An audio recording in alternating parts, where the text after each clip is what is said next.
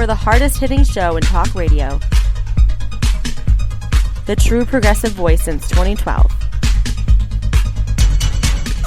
This is Southpaws.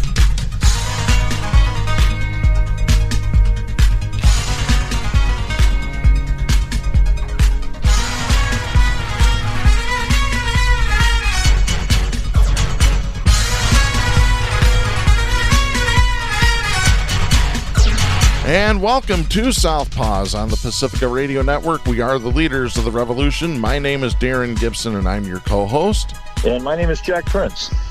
Well, Jack, we got quite a few stories to talk about today, and we're going to end the show today with an off-the-cuff segment. It's a update to a story that we've been covering for about a good year or two now. So there finally has been a conclusion to a local court case, so we'll get to that a little bit later on in the show. Before we get started, a couple of reminders. You can follow us on social media by going to facebook.com/Southpaws Radio Show.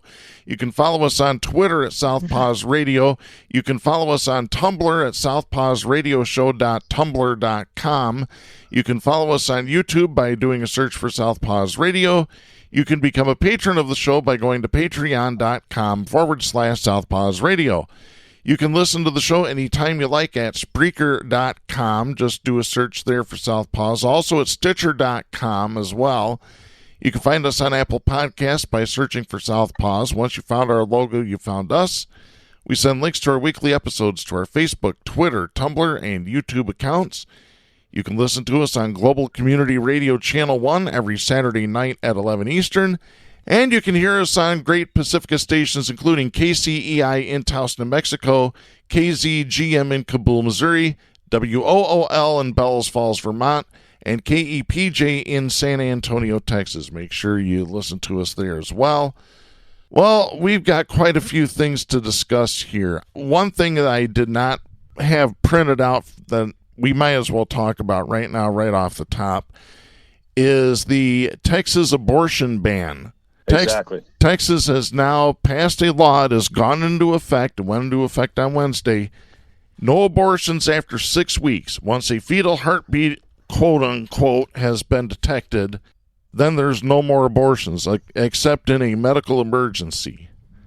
No exceptions for rape or incest. Oh, yeah. South Dakota's already mimeographing that, or there's a word for it, copying that word for word in their legislative plans. Then it'll be Alabama, then Mississippi, Florida. Well, Florida may jump in even sooner. Yeah. It'll spread faster than the Delta. Yeah, and the Supreme Court said they're not going to hear the case until it goes through the lower courts. They ruled 5-4 on that. So they're keeping the ban in place until it starts going through the lower courts. They said that the abortion providers didn't prove their case. Yeah, you know what the word, I told you this once before, I think it was on the show. In Europe, if something is effing crazy, out of your scope of rationale, they just say, man, is that Texas? Yes, it is.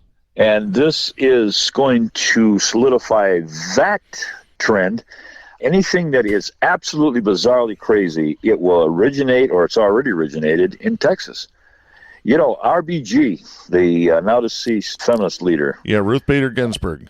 Said very clearly, she said, you know, I ask for no special favors for sexual treatment. All I ask is my brethren take their feet or their foot off of my neck. And Abbott has placed his foot on the neck of women's rights and freedom for women to live their lives in Texas. And, you know, the problem with the Supreme Court is that they have no spine. I guess they, like jellyfish, they kind of coagulate there in the chambers and hide behind each other. It's incredible that Susan Collins just, you know, I don't know.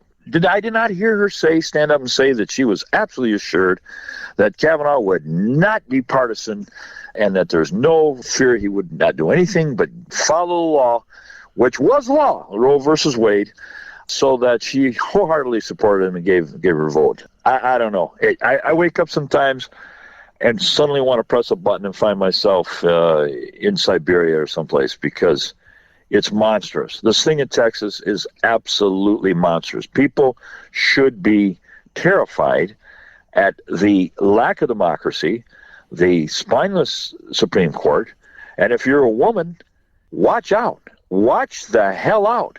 What's next, Darren? Is it birth control? I wouldn't be surprised. That might be next. I'm just going to say it. I just don't care who throws us off the air. But Greg Abbott, like you said, I'll modify it. He hasn't put his foot on the neck of women. He's put his wheelchair wheel on the neck of women.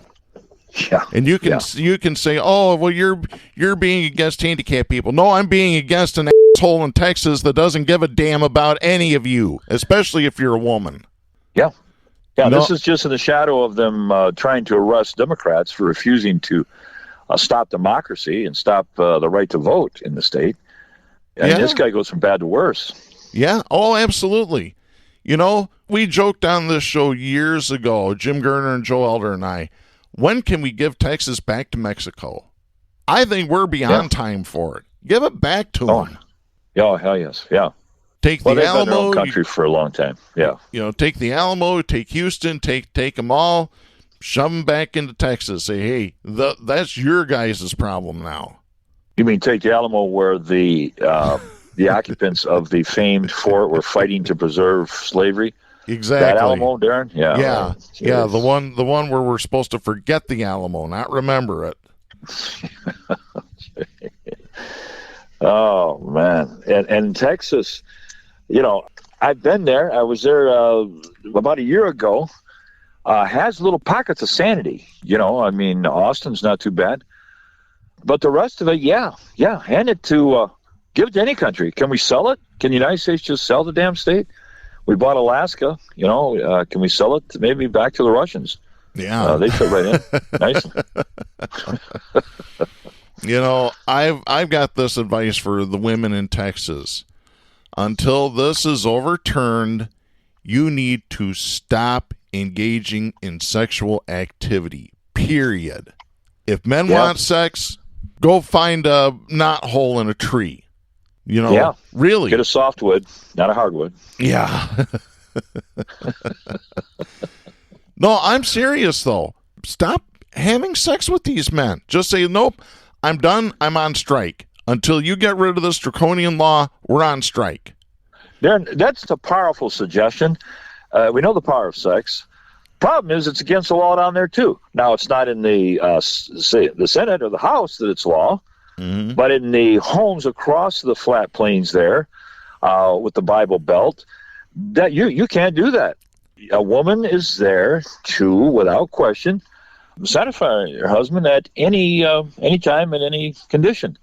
And I'm not making that up. I know a percentage of them are evangelicals, but in evangelical circles, that's the law. It's unwritten, but it's written on the pews of the idiots that go to those evangelical churches. Yep. As far as I'm concerned, the retardlican party believes that all women should be brood mares chained at the ankle in the kitchen. Yeah. Quote me on it, folks. Right. Folks, listen, the Handmaid's Tales, they were intended to be a warning, not a blueprint for rednecks in Texas and Mississippi. Have you seen the Handmaid's Tales? I have not, no. It's chilling. And when you see, for example, they had a picture on Facebook of the Dallas Cowboy cheerleaders with the handmade uniform, that's kind of a hood that goes over their head. Yeah. Yeah. Yeah. And these are the new Dallas Cowboy cheerleaders. The Handmaid's Tales talk about absolute suppression and control of women's sexual rights. Absolutely. There's no talk about putting restrictions on men. Oh, you have to get a vasectomy if you don't want to have children. Oh, no. And, that's the thing, too. And I'm going to say here, and I'm going to start blaming doctors for some of this, too, because most doctors will not give a man a vasectomy until he's had children. Oh, have you had children? Nope. Then you can't get one. Women, same thing. Have you had children? Nope. Then you can't get your tubes tied. And it's ridiculous. I don't know where it comes from. I'm sorry. I think it's a Christian ethic. I think it is too. And here's the thing. Page one. That's what we're supposed to do is multiply. Here's my deal.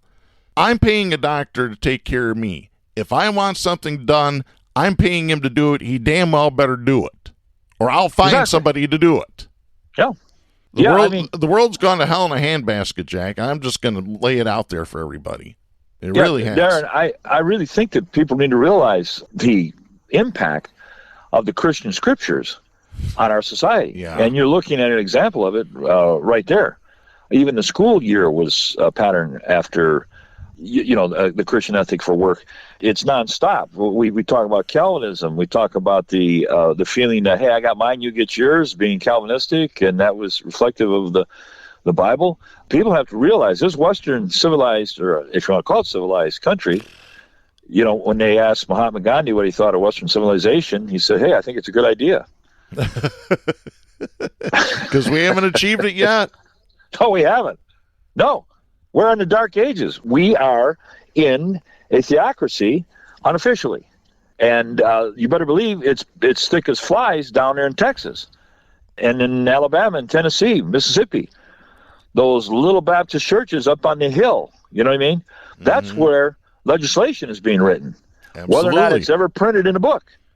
And it's been that way for decades. Absolutely. And that's the backbone of these idiots who are anti-vaxxers, anti-vaccination, and as you said, even with birth control. They got 8 kids that are homeschooled, and they haven't got 4 brain cells between them. Exactly. And that's the other thing, Jack. You mentioned to me the movie Idiocracy. Have we not entered that phase now? The smart people aren't having children, and the dumb ones are just repopulating like rabbits. No, I'm telling the truth. I'm telling the truth. Yeah. It's crazy. Yeah, and the couple that's headed to Harvard and have a propensity towards progressive thinking, they go, well, we got a plan. I mean, we can't interfere with education. We won't have our doctorate till we're 33. So they put the birth on hold, or their idea to have children. Yeah. In the meantime, even they show it in Idiocracy. The high school quarterback's going, hey, I want to bang a couple cheerleaders a night, man. And he did. And they had 4 kids before he's 22. He's a cement contractor. No offense to cement contractors, by the way. But that's the way it turned out. Yeah. And now they're standing in the steps of the Capitol. And January the 6th. Yeah. That's them. And speaking of, I've got an update to a January the 6th defendant, I guess we should call him here. This is Ryan J. Foley writing for the Associated Press. This is dated September 2nd out of Iowa City, Iowa.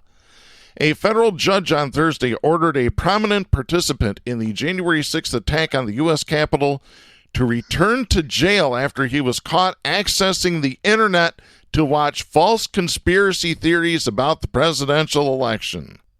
U.S. District this is great. U.S. District Judge Timothy Kelly said that 42-year-old Doug Jensen of Des Moines, Iowa, had violated the strict conditions that were set when he released Jensen from jail on July 13th, including prohibitions on accessing the internet and using a cell phone. Kelly ordered marshals at the federal courthouse in Des Moines, where Jensen attended Thursday's hearing, to immediately take him into custody as he awaits trial. Hey, you want to ruin these people, ban Fox News. You cannot watch Fox News. You got to sell your pickup and buy a Volkswagen. Mm-hmm. You can't go to a NASCAR event for 6 months. That's real punishment. Yeah. Forget isolation. Yeah, and I might as well tell you this story. I had to take my mom's car in to get an oil change yesterday, and they've got a TV in the waiting room, and somebody had turned it Fox propaganda channel, and I ignored it because there was another person in there, and I didn't want to start a fight, because if I would have changed it and she would have said something, I would have gotten her face in the mood I was in. Yeah, I hear you. The mood I'm in all the time with evil, violent, conservative savages. So anyway, I ignored it, but I was getting a headache. The minute I left that waiting room and got back in my car, surprise, the headache was gone. Oh, hell yes, yeah. That's what Fox propaganda causes headaches. Yeah, our brains are like ping pong balls. We get up, we see the 3 feet of flood in New Jersey. We hear about the legislation in Texas. We see that, Trump has another rally someplace, and the election fraud lie just gets bigger and bigger. We see this handful of people now, the guy from West Virginia, the Munchkin man, going to stop the infrastructure bill. You get a headache. You can't get a headache. You look for escape somewhere. You know what I mean? You can't find one. Whether it's the weather, there's a term for you. Maybe there needs to be a Surgeon General warning at the top of the hour of Fox propaganda channel. The Surgeon General has determined that watching this channel may cause headaches. It's injurious to your health. Well, it wouldn't be far-fetched at all. Seriously. Oh, God. Let me continue this story here. Prosecutors had moved to revoke Jensen's pretrial release on August 19th, days after a federal officer found Jensen in his garage using an iPhone to watch news from Rumble, a streaming platform popular with conservatives. Didn't we just talk about Rumble last week? Yep. Tulsi Gabbard's joining Rumble, apparently. That's fitting. Yeah, so there you go. Not a progressive. Token Never progressive. No. There you go.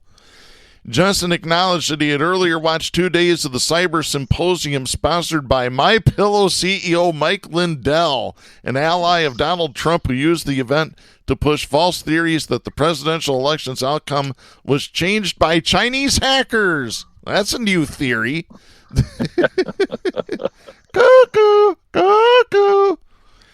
Better yet, cuckoo, cuckoo. Kelly noted that he had released Jensen from jail on July 13th after he claimed he had an awakening behind bars and realized the QAnon conspiracy theory to which he adhered was a pack of lies.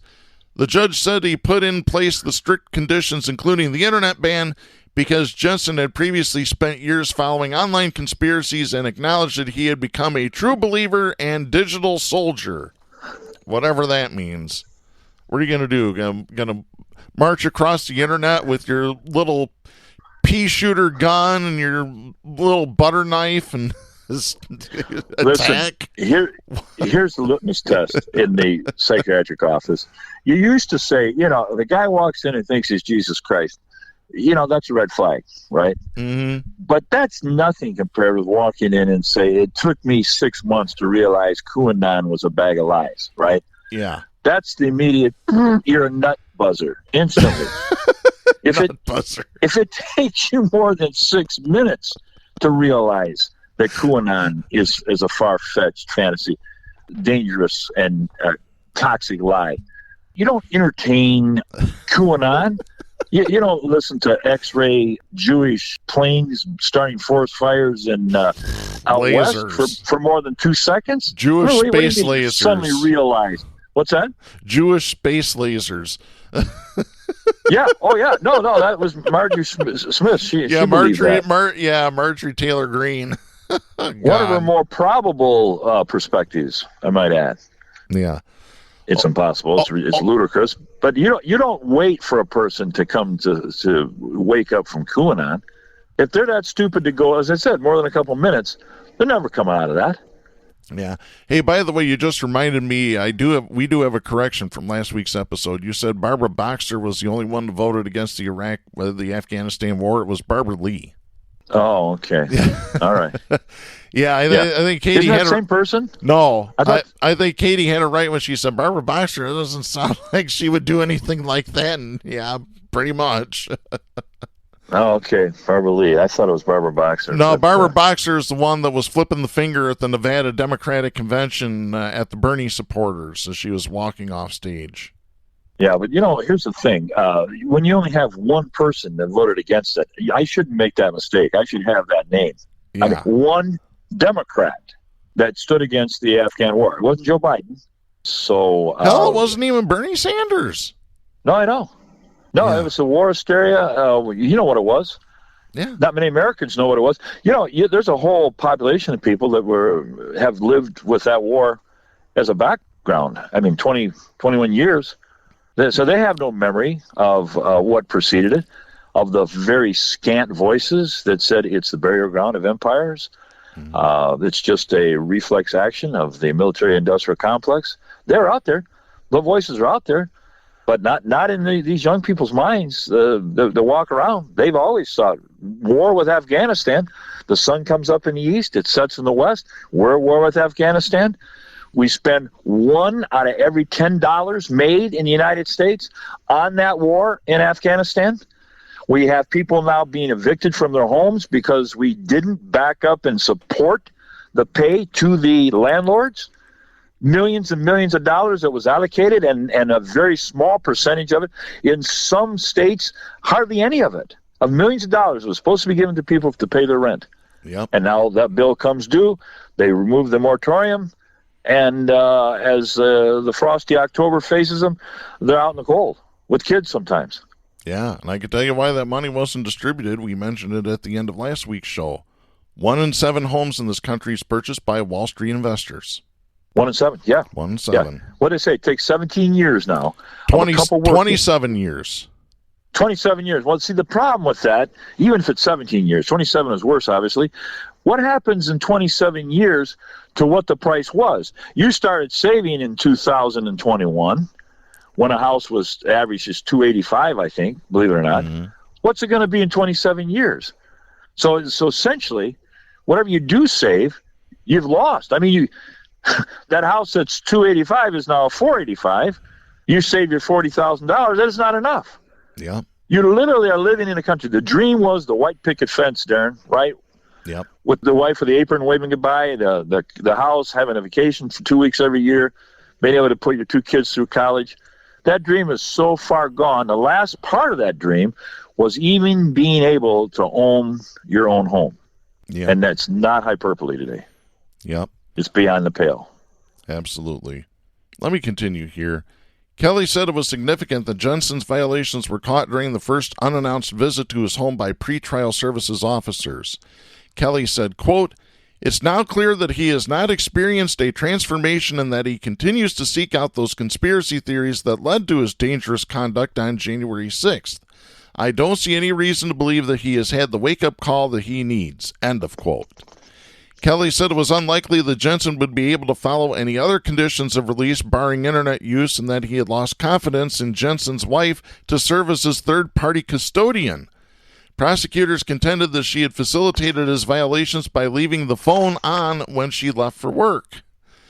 Jensen's attorney, Christopher Davis, had asked the court to give his client another chance, likening Jensen's internet use to an addiction. He argued that Jensen had complied with other release conditions, including staying home on electronic monitoring and avoiding drug use, and that his violations in no way endangered public safety. He said his client acknowledged the violations, but said that it was Orwellian for the government to seek to jail a man who was sitting in his garage listening to the news. Let me stop there. It's not news. It's not news. It is lies. It is propaganda. God. Jensen was among the first people to enter the Capitol during the January 6th attack, crawling through a broken window. On Thursday, prosecutors cited new video evidence to claim he was also among the last to leave over an hour later, scuffling with officers on his way out. He told investigators he positioned himself as one of the riot leaders because he was wearing a shirt promoting QAnon, and he wanted the theory to get the credit. Jensen was widely photographed during the attack. Jensen had a knife in his pocket when he led a crowd of people toward Capitol Police Officer Eugene Goodman, who was by himself and had only a baton. The crowd chased Goodman up a flight of stairs toward the Senate chamber as Jensen ignored Goodman's orders to stop and put his hands up. Before his July release, Jensen had spent 6 months in jail after he was arrested January 8th. He faces the prospect of years in prison, and lawyers on both sides said Thursday they were unsure if the case could be resolved in a plea or would go to trial. Jensen is charged with 7 counts, including aggravated assault, obstruction of a law enforcement officer during a civil disorder, unlawfully entering a restricted building while carrying a dangerous weapon, and disorderly conduct. Yeah. Let me ask you this. Why would they even consider giving this guy, or any of them, a plea deal? Prosecute him to the fullest extent. Drop the hammer on him. Jesus. I mean, it's not that hard. It's simple. Yeah. Oh, God. Yeah, and did you see his picture? Yeah, I did. You didn't have to say anything about the guy. Forget a rap sheet. This guy is an absolute danger to society. If you never had the adjoining story, you could see it. And I think you just read a minute ago, he thrives, or if you didn't read it, they thrive off of conspiracy theories. Oh, and they the more do. bizarre, the better. They do. Yeah, they're like the hurricane that went across the Gulf. Mm-hmm. Just kept picking up strength. They get in that little circle of idiocracy, and they pick up steam. They pick up power. Well, the Idiocracy has a new hero. Have you heard about Joe Rogan? Oh, yeah. Yeah, the wormless Joe Rogan, right? He's wormless now because he's been taking ivermectin. Unbelievable. Let me just read this story real quick here. This is Olaf Imahin Ocean writing for The Hill. Popular podcast host Joe Rogan says that he is taking the dewormer drug ivermectin after being diagnosed with COVID-19. In an Instagram post on Wednesday, Rogan told his followers that he has to change his comedy tour schedule. Quote, I got back from the road Saturday night feeling very weary. I had a headache. I felt just run down. End of quote. You sure he wasn't watching Fox Propaganda Channel? That sounds like the same symptoms. Rogan did not reveal if he had been vaccinated against the coronavirus, but said he's taking a number of medications, mentioning Z-Pak, prednisolone, and ivermectin, which has been approved for use in humans for some conditions, but is not recommended for the treatment of COVID-19. Rogan said, quote, so we threw the kitchen sink at it, all kinds of meds, end of quote. I don't know what to say about these people, Jack. I really don't. The former Fear Factor host has come under fire multiple times in the past for spreading misinformation. In April, he sought to clarify remarks he made earlier, casting down on the need for young, healthy people to get vaccinated against the coronavirus, saying he's, quote, not an anti-vax person, end of quote. On his Joe Rogan Experience podcast, he said, quote, I'm not a doctor. I'm a fucking moron. But truer words have never been said there, right? And I'm a cage fighting commentator. I'm not a respected source of information, even for me, but I at least try to be honest about what I'm saying, end of quote. The Hollywood Reporter, which first reported on Rogan's comments, said Spotify did not respond to a request for comments. Yep. Well, Rogan, he's got it right. Rogan, didn't he sponsor a show about eating bad food or something? Was that? I don't remember. I have no idea. Yeah, it goes way back. He's a clown, and to have any authority, to have any real gravitas with the shock value entertainment that he's provided for his career is beyond me. But these people listen to this idiocy. These people listen to the advice. If a guy's a celebrity, that way outranks a doctor, a scientist like Fauci. Those guys mean nothing. They're laughable. Give me, look at Trump himself. What was his background? What was his headwater? No, seriously. What was Reagan? Reagan was a borax soap seller. Remember borax, a 20 mule team borax soap? I think they still sell it in some places. I heard it's a damn good vaccine for COVID. Trump also said to shove an UV light up your rear end. So there you go. They asked Reagan if he could put together some cogent political views. This is way back. So he could be a salesman for borax. Yeah. So you can thank that soap company for the neoliberal social policies and the sale to the Iranians with weapons and the drug addiction of L.A. on borax soap, because they opened up the door for the mind of a Ronald Reagan to put together a political perspective. Yeah. And then with the help of Friedman, you saw what we got. It's dangerous to get a glass of water out of stagnant swamp water. It's dangerous to ask a Ronald Reagan or a Joe Rogan or the pillow guy or Donald Trump for any type of perspective on anything that affects your life. But now, thanks to Trump, he's handed that gift to a whole nation of idiots. Yeah. That's why Idiocracy should be our fight song. Forget the national anthem. Play the theme song, Idiocracy, at all the games tonight at the high schools. And then Saturday at the college games. Yep. Hey, whatever One you... nation I was under gonna... idiocracy. One nation under foolishness. Yeah. The laughing stock of the world. Yep. The murder capital of innocent black people. It goes on. It goes on. Yep. The archaic infrastructure in New York that drowned the 50 people like rats. Mm-hmm. Because those tunnels and that system and the high, well, we know what the system is in the highway. We bump along it every day in the so-called Western advanced nation. Other countries look at us like we're fools, and they're absolutely right. Because we are fools. We are. We have fools leading us, and who put the fools in? The fools that elected them. Exactly. Yeah. Trump is what the United States wanted. Speaking He's not an aberration. Speaking That's of, what the hell they wanted. They were waiting for him. Hey, Jack. He was the savior. Jack, speaking of, I got this. This is the Levin report. Bess Levin writing for Vanity Fair. This is her opinion column from August 26th. Listen to this. As we approach the 20th anniversary of September 11th, Donald Trump has been doing the rounds with conservative media outlets to talk about terrorism. One of his new takes? That Osama bin Laden, best known as the architect of the September 11th attacks, wasn't actually as bad as everyone makes him out to be. Speaking to radio host Hugh Hewitt on Thursday, the following words came out of Trump's mouth. Quote, "We took out the founder of ISIS, al-Baghdadi, and then, of course, Soleimani. Now, just so you understand, Soleimani is bigger by many, many times than Osama bin Laden. The founder of ISIS is bigger by many, many times, al-Baghdadi, than Osama bin Laden. Osama bin Laden had one hit, and it was a bad one in New York City, the World Trade Center. Yeah. But these other two guys were monsters. They were monsters. And I kept saying for years, why aren't we getting them? For years I said it. I got them. The press doesn't talk about it. They don't talk about it because they don't want to talk about it." End of quote.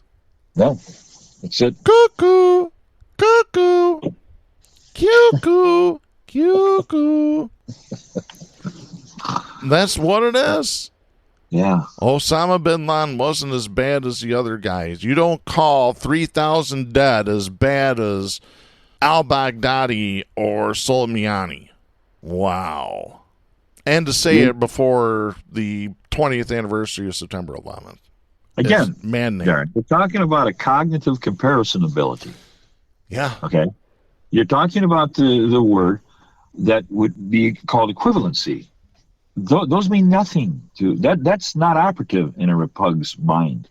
That's not there. They don't have that capacity. No. So you could compare bin Laden to the Lone Ranger. It doesn't make any sense. They don't have that quantitative ability to compare. God, Jack, don't do that to Clayton Moore. Clayton Moore was, if there was anybody as close to God, it would be Clayton Moore. Oh, hey, listen, I loved it. I love the masked man. And, the thing is, I was raised on that, and in some of those old shows, there were a lot of progressive ideals expressed. In Bonanza, they were against the discrimination against the Chinese, building the railroad across the Ponderosa. It was out there. Gunsmoke was liberal as can be. Unbelievably liberal. A guy shooting people with guns, but he was a progressive. Yeah. Matt Dillon was a progressive. Yeah. Lone Ranger too, like you said, for that matter. Yeah. I want to get to this next story here because this just bothers me. Did you see the video of the guy going up to the NBC reporter during a live shot and getting in his face? In the weather, yes, I did. What was that about? I never heard a backup on that. Well, let me read this. This is Dominic Mastrolangio writing for The Hill. This is dated August 30th. An angry man confronted NBC News correspondent Shaquille Brewster on Monday while Brewster was doing a live shot from Gulfport, Mississippi, which had been slammed by Hurricane Ida. So while Brewster is doing his live shot on MSNBC, this guy in a white pickup truck pulls up behind him, and this guy jumps out of the cab and starts running toward him, and then says, "Are you reporting accurately? Are you reporting accurately?" And was getting in his face. But what this was all on. He's a Trumper. He's a Trumper who know that, well, that's the media, so they got to have it all wrong. Yeah. That's exactly who he was. Absolutely. Let me go back, because he was on, like I said, he was doing his live shot. He was talking to Craig Melvin in the studio. They cut away because they were worried about Shaquille's safety. Luckily, he was okay and nothing happened to him. But still, these are the kind of nut jobs that you get with conservatives. Yep. And by the way, we have an update. This is Brendan Morrow writing for The Week. And this was dated, this would be September 3rd. The man who was seen on live TV accosting an NBC reporter during Hurricane Ida coverage has been arrested and hit with assault charges. Police said Thursday the 54-year-old Benjamin Eugene Dagley of Ohio was taken into custody and charged with simple assault, disturbing the peace, and violating an emergency curfew. That's according to the New York Times. The Times also reports that Dagley had already been on probation over a break-in incident in Ohio. Yeah. The U.S. Marshals got his ass. U.S. Marshal Pete Elliott told NBC News, quote, "This violent fugitive was attempting to flee from his charges in Gulfport, but the swift work of our task force members resulted in a timely arrest. Task force members received information that Dagley was still driving in his white truck bearing an Ohio license plate. Task force members located the truck in the parking lot and subsequently arrested him after watching him exit a store in the shopping plaza." End of quote. Okay, now, Darren, you realize that just a everyday penny criminal fleeing from the law doesn't have any real political grievances. Mm-hmm. They didn't have them for years. But now he's thriving off of the talking points. He had Hannity on his radio in that truck from Ohio, whatever it was. And the first chance he had, he flexed his political might. He flexed his pundit powers, didn't he? Yeah. I'm going to physically attack a journalist because I just heard Hannity say they're all bad. They're all terrible. It's all they're all lies. It's fake news. He did that. There's no way in hell he'd have any initiative. He wasn't going to rob the guy, right? He didn't have drugs on him. There's only one reason to attack him. In his peanut brain, he realized, I understand the world now. Media's bad. It took Reagan's initiation of that concept 40 years ago, but it's gotten down to the peanut brains. Media is bad. Media tells lie. I attack. I good. I patriot. I attack. Yep. That's pretty much as simple as it gets here. And there's another story. This is another reporter that was attacked. This happened closer to us. This is the Associated Press reporting August 28th out of Traverse City, Michigan. A newspaper reporter says he was punched in the face while covering an anti-mask event near Traverse City. The Grand Traverse County Sheriff's Office is investigating. The Traverse City Record Eagle reporter Brendan Quealy went to Silver Lake Recreation Area on Thursday to check an event organized by a group called Citizens Liberating Michigan. Heather Cerrone introduced herself to the crowd and urged people to block the reporter's view. Quealy says he was shoved into a fence by a man and punched in the face. The Grand Traverse County prosecutor says the area near the pavilion is open to anyone, even if a group is renting the space. So not anyone that's going to punch people. Where's the law enforcement to arrest that fool? Yeah, that's what I'd like to know. I tell you what, Jack, I said it years ago on the show, and I guess I haven't said it in a while, so I'm overdue. It is beyond time, and I mean it is beyond time. Journalists need to start packing heat, because this is ridiculous. The legacy of American journalism in the last 10 years, they get no backup. They get no protection from the police. The police are there to protect the conservative protesters and the businessmen. Yeah. But as far as the media, which is integral in our Constitution for the deployment and the continuance of democracy, they don't give a damn about media. If you got a string around your neck with a tag on it, you're a target. Absolutely. I mean, it's a dangerous world we're in. And particularly for journalists. Yeah. You know, we're not up that high as far as countries that protect journalists. We're not that high up. No. We're actually more toward the middle and sloping toward the bottom. Yeah. You know, we haven't quite hit North Korea or Russia yet, or China yet, or Afghanistan yet, but we're on our way. I want to talk to you just real briefly about the anti-masker protest that this journalist was attacked at. Okay. Mm-hmm. I've been looking for what they call counter-protesters. You know, we saw last week, 2 weeks ago, the Kent County Medical Building surrounded by these idiots. I have a couple of friends who are board members that were accosted, literally, at the board meeting themselves. Had to have police escort them out as the anti-maskers fell into these boardrooms. Yeah. Right? Here's the question. Where the hell is the counter-protesters? You're telling me the polls I see show that a majority of parents want to send their kids to school that have a mask mandate. And I'm talking by 10%. Yeah. Okay? Where are they at?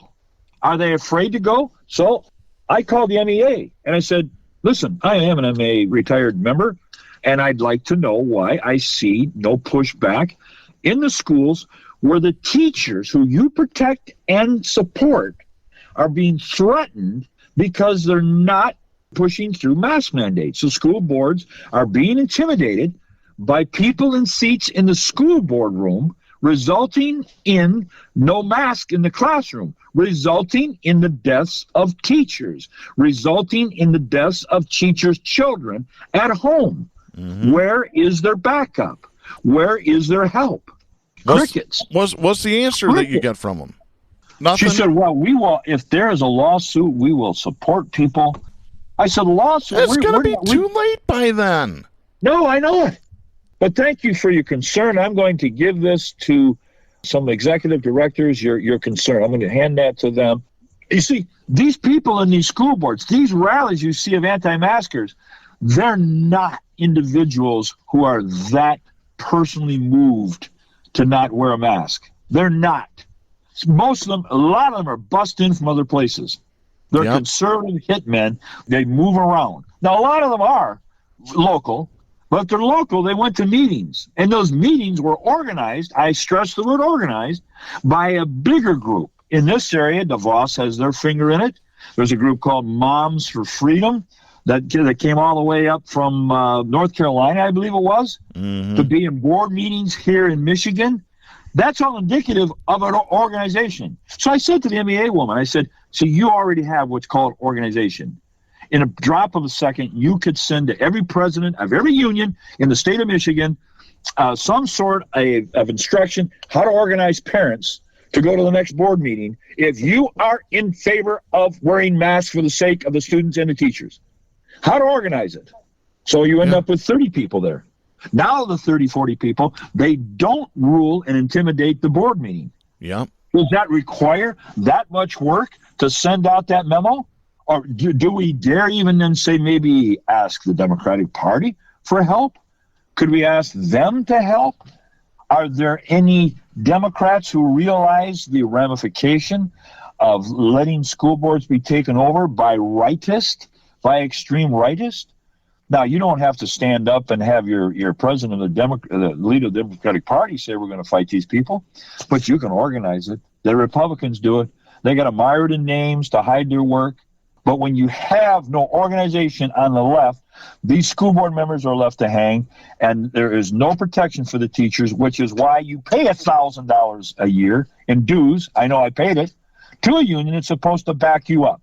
And there's not a better chance to be backed up right now than today on this issue. It's a life and death issue. And all the MEA is doing is sitting on their hands down there and cashing the dues checks. I'm all for unions, Darren. I know you are as well. Yeah.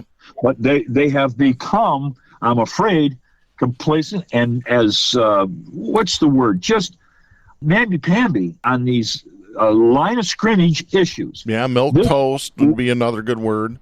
Yeah. Yeah, this is the battlefield. We're talking, there are two teachers, I came over to school, I saw it on the news this morning, died. Mm-hmm. Every school in Ingham County has COVID kids quarantined, cases of COVID. I know Ingham County. I was raised in Ingham County. Every single school, one on Weberville, which is a little dinky school, and had 29 kids after the first week of school. Wow. And we're just starting. We're not in October when it gets colder. Yeah. And these yo-yos are running around, stopping the number one greatest protective measure, and that's masks. Yeah. You're in a bad mood. I'm just putting myself in a deeper bed. I'm an ex-teacher, and I feel for these teachers. I hate to sit in front of 35 kids 5 times a day. 5 classes come in. What are the odds? What are the chances? I know. You know what it is, Jack? We kind of bash the unions, and we really need to stop bashing the unions on this show, because it's a full cross-section of society that has become mamby-pamby and won't speak up, that nobody wants to rock the boat anymore, regardless of industry. The trouble is, though, these right-wing peanut brains, they are rocking the boat. Absolutely. And there's nobody with their hands on the left side of the boat rocking back. No, as a matter of fact, you've got people on the left, Cynthia Johnson, the state representative out of Detroit, saying, we can't act like those people. You know what I told her? I told her to go read Karl Popper's Paradox of Tolerance, then get back to me. Yeah. She said, give me that quote again. My phone clicked there. Yeah, she said, we can't act like them. You need to see the movie Them. No, you need to read Popper's Paradox of Tolerance. You know, this is the same Cynthia Johnson that had racist voicemails left for her, calling her the N-word, telling her that she should be lynched. And she's saying, you can't act like them? Bullshit! We need to act like them. We need to get in their face, and we need to get as bad or worse than them. Because when you tolerate the intolerable take over to the point that you don't get control back. And that's where we're at now. It's exactly where we're at. You don't talk about unions. I support unions in the history of unions. They went out fist to fist against the establishment. Remember Flint, Detroit? Yeah. And a 5-day work week, a 40-hour work week, and pregnancy leave, et cetera, et cetera. At the edge of their knuckles, in some cases worse. My great uncle had his jaw broken right in the streets of Flint, fighting for a fair wage to raise his family. Yeah. And I'm going to take it a step farther. Right here in the city, a week ago, they had a ceremony to celebrate a treaty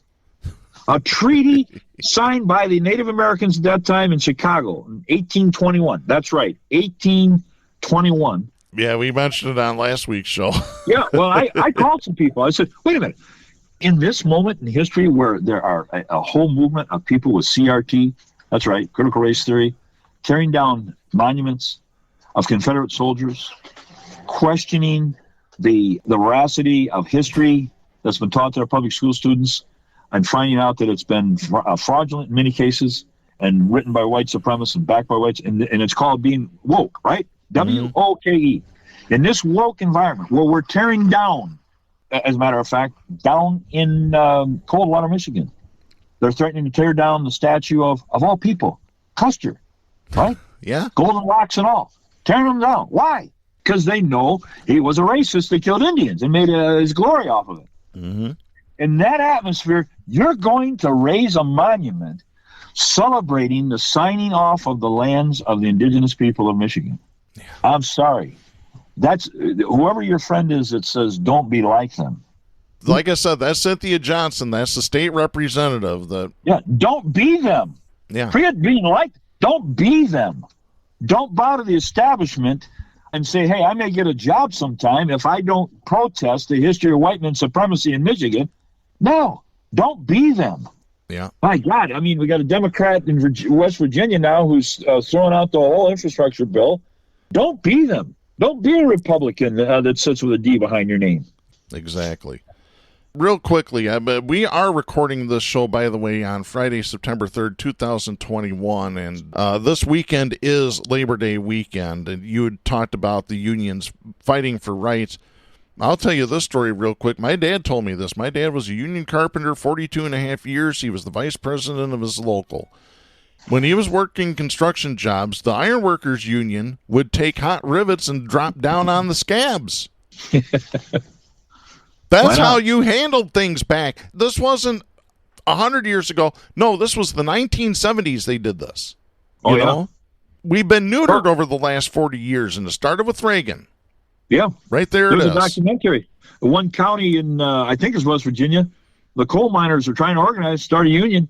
It turned into the women taking rifles and fighting alongside the men. Yep. It was a pitched battle. I'm not talking protesting. I'm talking it was a fight to break the corporate control on their lives. Yep. And today, I don't see the resolve, Darren. No, the resolve is gone. Instead, we're left with violent conservatives in control in government. They control all the media for sure. But the nice thing is that they're starting to die off because they don't want to take the Fauci ouchie. There's another conservative radio host. Let me read this real quick. This is Mark Harper writing for the Daytona Beach News Journal. This is dated August 28th. Mark Bernier, a talk radio host in Daytona Beach for 30 years, died after a 3-week battle with COVID-19. That was announced on Twitter by WNDB Radio. The 65-year-old Bernier of Ormond Beach has been remembered in recent days as a conservative who sought out and aired others' points of view while airing a morning comment 3-hour afternoon show, weekend shows and specials such as remote town halls and political debates, interviewed countless governors, senators, mayors, etc., etc. He was also an outspoken opponent of vaccinations. He called himself Mr. Anti-Vax. That's creative. And guess what? He was that way all the way to the end. And it took a while for the COVID to get him. 3 weeks. Here's another one. This one's not in radio. This is Alex Noble writing for The Wrap. This is dated also August 28th. Caleb Wallace, a Texas man who helped organize the Freedom Rally and other prominent protests against pandemic restrictions, has died from COVID-19. He was 30. His wife, Jessica Wallace, who is pregnant with the couple's 4th child, announced his death on their family's GoFundMe page Saturday. Once again, the dumb are repopulating like rabbits. The smart people aren't having children. She wrote on the GoFundMe page, quote, "Caleb has peacefully passed on. He will forever live in our hearts and minds," end of quote. Wallace battled the virus for weeks in the ICU, according to the San Angelo Standard Times. He had been unconscious, ventilated, and heavily sedated since August 8th. His wife said that he initially began experiencing symptoms on July 26th and wrote on the GoFundMe page that he had been in the hospital since July 30th. Jessica told the Standard Times that her husband initially refused to be tested for COVID and instead turned to unproven home remedies to fight the virus, including high doses of vitamin C, zinc, aspirin, and ivermectin. The new one. So he was taking the horse dewormer. Oh, God. Darren, the stat I saw, I don't know how accurate it is. I don't know how I can back this up. There's 8,000 anti-vaccination Republicans dying every day. Neil deGrasse Tyson posted it on Twitter. Yeah. Every 10 days, 8,000 Republicans die of COVID. Every 10 days, 8,000. The Republicans used to try, do you know anybody that's got COVID? I don't know nobody. I ain't got nobody. I don't know nobody. Yeah. But now you got 8,000, somewhere here you're going to, hey, they died, they weren't vaccinated. Let me read you this direct quote from his wife. Quote, "He was so hard-headed. He didn't want to see a doctor because he didn't want to be part of the statistics with COVID test." End of quote. Yeah, hard-headed described it pretty good. Yeah. Oh, man. You got to remember who these people are. It wasn't that long ago they fought a war. They fought a war against our government. Oh, yeah. I had a quote I ran into this week. I still see Confederate flags. I saw a guy standing in taco line the other day with a Confederate hat on. I looked at him like, you got a skunk on your head, But this was the vice president of the Confederacy, Alexander Stephen. This was in the Constitution of the Confederacy. It says, "The foundation of our new government is laid. Its cornerstone rests upon the great truth that the Negro is not equal to the white man, that slavery, subordination to the superior race is his natural and moral condition." That hasn't changed. That's their creed. They could never read that probably, but that is their creed. That's what they believe. You see these people at the back. They're the offspring of these idiots. You can check the boxes off. Oh, you hear of an anti-mask rally? Okay. What do you think of the George Floyd murder? What do you think of the statue in Allendale that has a Confederate soldier standing over a black baby? What do you know darn well they're all the same offspring, and there's very few brain cells you can even tickle with the truth with these people. Yeah. Speaking of offspring, Jack, we got to get to our off-the-cuff story for this week. This is an update to a story we've been talking about for quite a while now. This is John Agar writing for the Grand Rapids Press, dated August 26th, out of Ottawa County. A Grand Haven couple has been ordered to pay $45,000 after disposing of their son's pornography collection. We've told you this story on previous off-the-cuff episodes, folks. We probably knew this story. 43-year-old David Working sued his parents after they threw away what a judge called a trove of pornography and an array of sex toys. U.S. District Judge Paul Maloney in Kalamazoo ordered Beth and Paul Working to pay $30,441.54 to their son and $14,519.82 to his attorney. Maloney earlier granted the son's request for summary judgment but delayed a ruling on damages. The judge denied the son's request for treble damages, which can be awarded under Michigan's conversion statute. Maloney said that a defense-hired expert in pornography valuation, Dr. Victoria Hartman, determined the destroyed collection's value to be $30,441.54, the amount he ordered the defendants to pay. Hartman, listen to this. Hartman cannot provide a value for 107 titles on the son's list. Maloney did write this, though, quote, however, given the wide range of valuations for individual pieces and the inability of Dr. Hartman to even estimate the value of these pieces, the court declines to use an average value to award damages for these titles, end of quote. Well, that's great. So moms, dads out there, when you find a magazine under Johnny's bed, you better back off. Absolutely. I said back off. David Working valued the collection at $25,000, but asked the judge to triple damages for what his attorney Miles Greengard called the, quote, wanton destruction of the property, end of quote. They did contend that much of the collection cannot be replaced. David Working had moved in with his parents in late 2016 after a divorce. When he moved out, he expected his parents to send his belongings to Indiana. A dozen boxes of pornographic films and magazines never showed up. In an email, his father wrote, quote, frankly, David, I did you a big favor getting rid of all this stuff, end of quote. Maybe it's in the old man's closet. You never know. I did you a favor, but now I got to cut you a check for $30,000 plus. Don't do any more favors for him, Dad. Oh, yeah, well. Wow, we got to get out of here, Jack. We're out of time for this week. We'll be back next week. I'm Darren Gibson. I am Jack Prince. Please support independent media and the First Amendment. The stations that carry Southpaws do not necessarily share the opinions expressed on the show. Southpaws is protected by the First Amendment to the U.S. Constitution and is copyrighted by Big D Entertainment. All rights reserved.